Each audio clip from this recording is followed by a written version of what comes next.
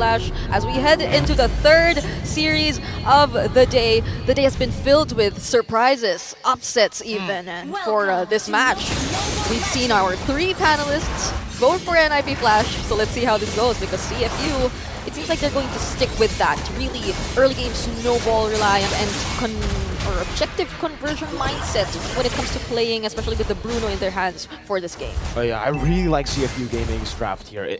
I personally would actually go for CFU Gaming's draft here in the way that they actually can control neutral objectives with the Cho, right? Yep. Going up against the Alpha, Cho is such a massive pick, and honestly, the Valentina, we didn't expect the Tigreal to come out for NIP Flash with the Valentina already picked up by CFU, but it does seem like here, Lethal's going to go towards CFU. Emblem-wise, it's the weapon mastery for the Bruno. Full tankiness for wadu here. Just wants to be the main frontliner up against NIP Flash. And I'm only thinking about, like, how will NIP Flash even approach what we already all are expecting from CFU in terms of how they're going to play the early stages of the game? Are they still going to stick with those unexpected rotations and whatnot, because we also know that at the helm, or with JPL and kurttzy at the helm, they typically really go for the more aggressive rotations, but this is a Cho and a Valentina that we're talking about. You mentioned it earlier, this is a really great mid duo if you're talking about controlling the mid lane.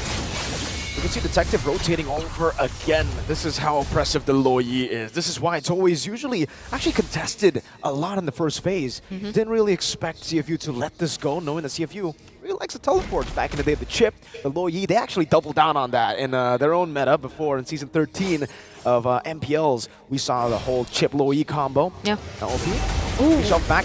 Great Shunpu to escape from that shove. Yep. So now NIP Flash, they'll be able to set up for this Lord, and this is something we probably really expect from them. They're going to play around Hadess, really allow him to lead the early stages of the game, but now that kurttzy, he got poked low. Still they get the turtle though, but then... Yep, Hadess going to be caught. Detective finds first blood. JPL locked in with the curtain call, still able to flicker out for now, but OP goes in. Great yin-yang reaction. OP with the body block. Diablo walking forward, finding the kill. That's a double for Detective. It's a 2-for-1 trade for now, but remember, NIP Flash did get that turtle. Yes, they did get that turtle, and they were able to go for what they wanted to after.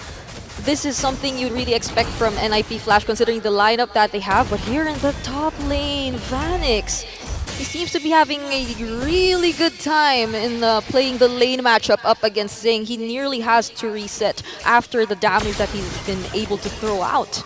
Yeah, once you get the ultimate, it's definitely way easier for you to actually win out on the lane, get that poke in with the Dead Sonata. It does seem like, I mean, for xingg, he has to use the slide tackle forward to actually deal out some damage onto the Granger, right? So we haven't seen this a whole lot. Whenever you see the Bruno, apparently the Granger is the pick. It's currently 1-1. We've seen a Bruno win, we've seen a Granger win. Yep. Let's see what NIP Flash can do with it, right? Yeah. JPL so far, that's the big problem that we were talking about. When you go for the Tigreal against the Valentina, it was a great ult for Z to take. And so far, we've been so focused on the mid lane, Mirko. Like, we haven't seen some rotations heading towards the gold lane or the XP lane even. It's more of the gold laners, the XP laners, actually rotating out of their lanes and joining the fights we're seeing in the mid lane. And now there might be another one happening soon, especially as Diablo also finds himself nearby the next upcoming turtle. But OP! Whoa, get in the way and Dragon down. But it's only out to JPL. The burst is there though. Detective makes quick work out of JPL. Was kicked over. 15 seconds for the turtle. So JPL should still be able to spawn in again. He already used the implosion earlier.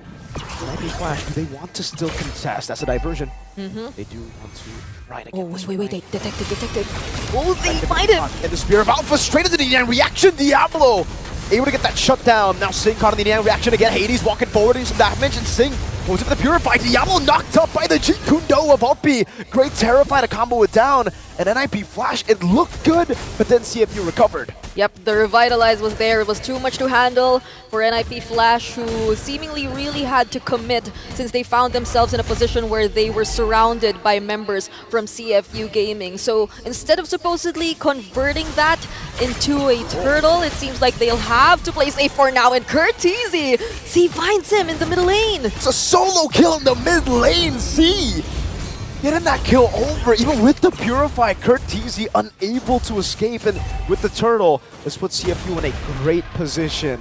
Let's see, they walk off, vanix will be able to clear out the wave. See, They stole the implosion. They know vanix doesn't have the purify. Let's see. Way to drag it over to JPL. The implosion catches him, and that's going to be Zeke looking for it. vanix body blocked by Xingg. The bullets won't go through. Z's able to escape Hades. Now with the Spear of Alpha trying to gap close. Wadu will be the sacrificial lamb, but they keep their carries alive.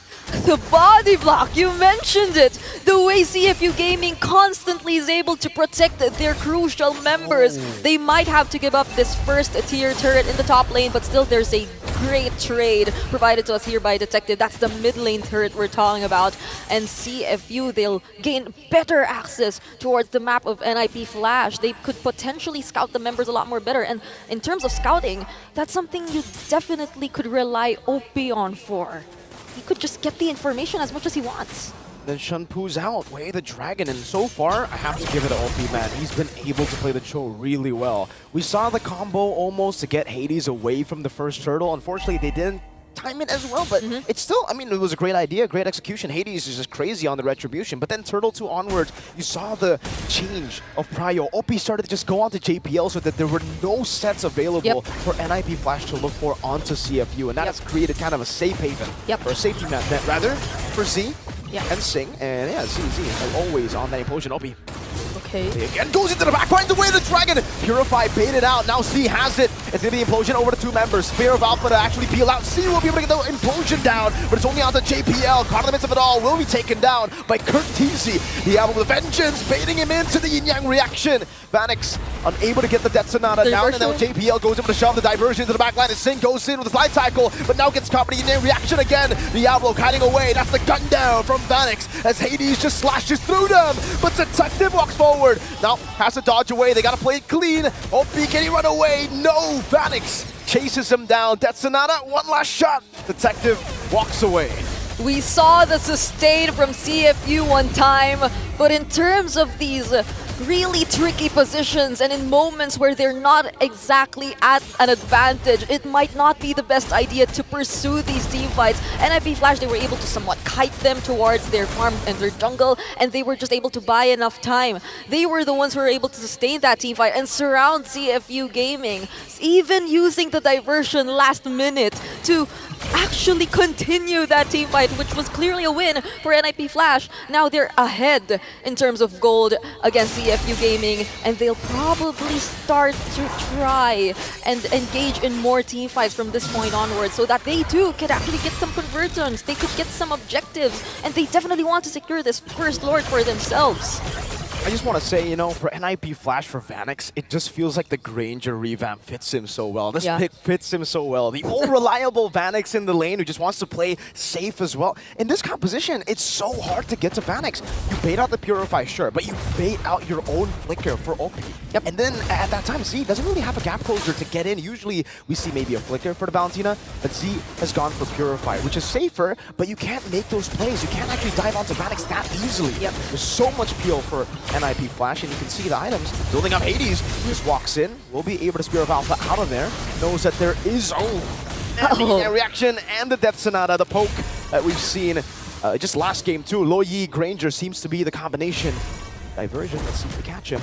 He's still up top for the siege onto the turret. They will be able to get the turret. That's 4 members though. Still CZ. Good spot out. The yin yang reaction catches them. The Spear of Alpha punishes them, and now Hades is caught in the midst of an all implosion from JPL. Finds 2. Oppi can only just run away. vanix needs one last shot. Oppi, 1 HP, gets away. The sole member of CFU who survived the onslaught of NIP Flash. Nearly a wipeout there for CFU Gaming. And as you mentioned, this is the moment where NIP Flash, instead of playing around Hades, they'll start to make some setups for vanix, and that's exactly what we've seen. A beautiful rotation dispersion combo followed up by a precise Spear of Alpha. Let's check it out in this instant replay, catching 2 members immediately. So in as much as Wadu and the rest of the members of NIP Flash tried to go for a counter engage up against CFU Gaming, that was just too much for CFU. They were able to allow vanix to just